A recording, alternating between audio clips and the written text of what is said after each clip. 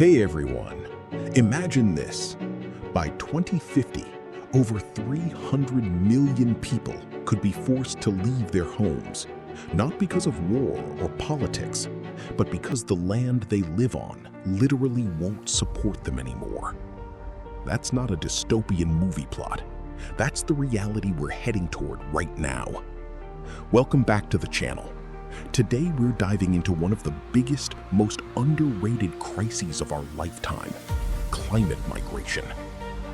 According to the latest reports from the World Bank and the UN, somewhere between 216 and 300 million people could become climate migrants by 2050 in just 3 major regions: South Asia, Latin America, and Sub-Saharan Africa.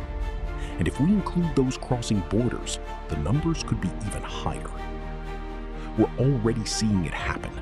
Families in Bangladesh packing up because salt water is swallowing their fields. Farmers in Central America walking away from land that's too dry to grow anything. Entire villages in the Pacific slowly disappearing under rising seas. This isn't some distant future problem. It's happening right now, and it's only going to get bigger. In this episode, we're going to break down where these millions of people will come from, where they might go, what it means for the rest of the world, and whether we still have any chance to change. Let's start with the places that are going to feel this the hardest. If I had to pick one region that's really in the crosshairs, it's South Asia. Take Bangladesh. It's basically a giant delta sitting right at sea level. Rising oceans, stronger cyclones, and saltwater intrusion are already making huge areas unlivable. Experts are saying that by 2050, up to 30 million people there could be displaced. That's like the entire population of some countries having to move. A lot of them are heading to Dhaka, the capital, which is already one of the most crowded cities on Earth. You can imagine what that does to housing, jobs, and basic services. India and Pakistan are facing their own nightmare. Extreme heat combined with water shortages is pushing farmers off their land. Some areas get so hot in the summer that it's literally dangerous to work outside. People are migrating to bigger cities, looking for any kind of work. Now let's talk about Africa. The Sahel region, that band of countries just south of the Sahara, is drying out fast. Droughts are lasting longer, rivers are shrinking, and livestock are dying. People are moving south, and that movement is already creating tension between different communities who used to share the same land and water. Then, there's a whole other heartbreaking story: the small island nations. Places like Kiribati, Tuvalu, the Maldives, and the Marshall Islands. For them, sea level rise isn't just an inconvenience. It's an existential threat to their entire country. Some of these islands are already losing land. Villages have been relocated in Fiji and the Solomon Islands. People are having to say goodbye to ancestral burial grounds and land their families have lived on for generations. It's not just moving house, it's losing their homeland. Scientists are warning that by 2050, several of these nations could become largely uninhabitable. The big question is, where do entire countries go when their land disappears? International law hasn't really figured that out yet. There's still no official status for climate refugees. These are people who contributed almost nothing to global warming, but they're paying the highest price.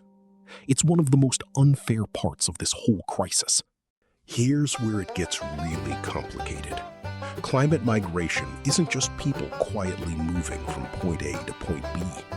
It creates massive pressure everywhere it touches.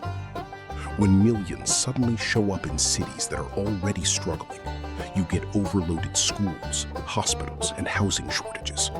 Prices go up. Tensions rise between locals and newcomers. We're already seeing this play out in different parts of the world. When people cross borders, it becomes even more political. Europe, the United States, and Australia are all bracing for increased migration pressure. You can already see the debates heating up about borders, asylum, and who should take responsibility. And back in the places people are leaving, The ones who stay behind are often the poorest and most vulnerable. This widens the inequality gap even more. The rich can adapt or move. The poor usually can't. One of the scariest parts is how climate is starting to fuel. But let's not leave this on a completely dark note, because not everything is set in stone. A lot of this future, how bad it gets, still depends on what we choose to do right now.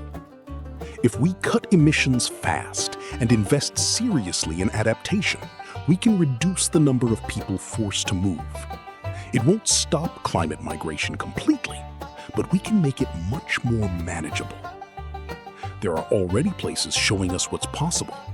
The Netherlands has spent decades building world-class flood protection systems. Bangladesh has improved early warning systems for cyclones and started raising homes on stilts.